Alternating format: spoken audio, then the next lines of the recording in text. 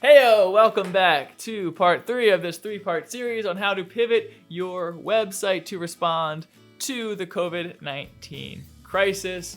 We already talked about how to update your content to reflect current reality, as well as how to move your products and services online. If you missed either of those, you can find them on spaciousphilly.com. Check out the blog for that. Today we're going to talk about how to build a lasting audience through publishing timely, original content on your website. There's an absurd amount of content out there right now, and so I'm hearing a lot of people say, like, what could I possibly add to the conversation? I'm so inundated with so much stuff out there, and people have all of their problems. Why would they care about my work at this moment?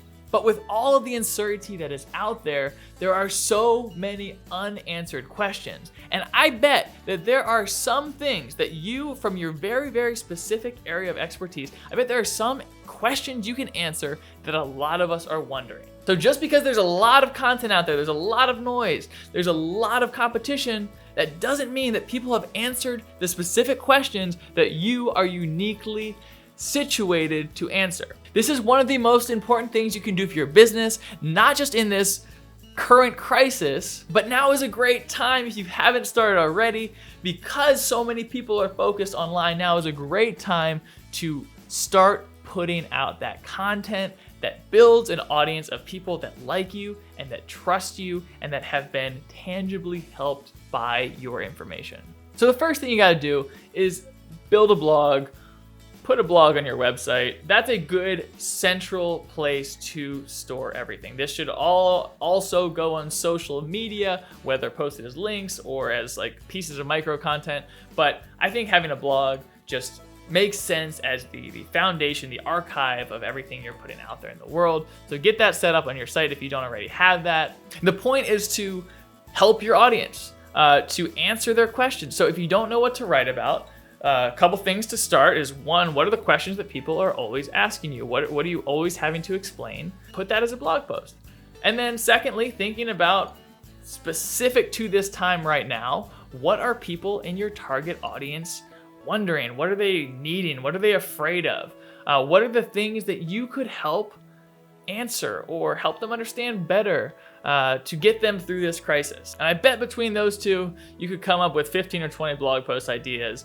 Just start thinking about, again, focused entirely on how you can be helpful, not what you're gonna get out of this. Beyond the blog, you can consider making a big full resource that requires an email to download, or a downloadable PDF, something that is more than just a quick article, but is a valuable resource, but would have the added benefit to you of getting some leads, getting some people that you can either follow up as a contact or put out a newsletter for, or something like that.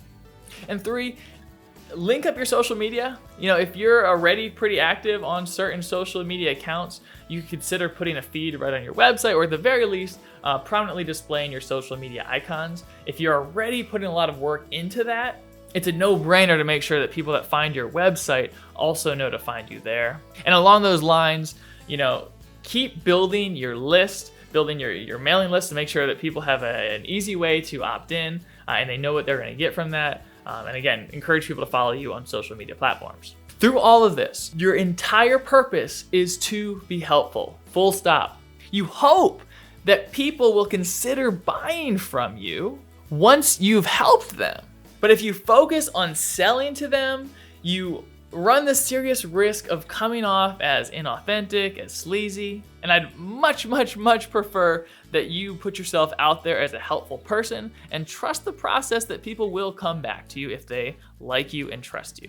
All right, that's a wrap. That is part 3 of 3. I hope you can use your website to be a dynamic, lively, new storefront in a virtual space for your business until we can get back outside and start going to those real physical storefronts again.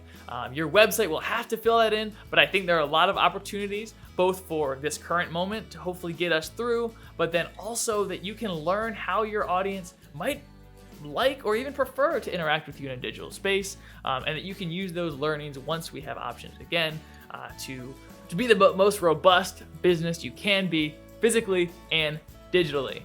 That was a long ramble, but good luck, people. Be well, and let me know if you have further questions about how I can help you out. Just leave a comment, shoot me an email. I'd love to chat about this more.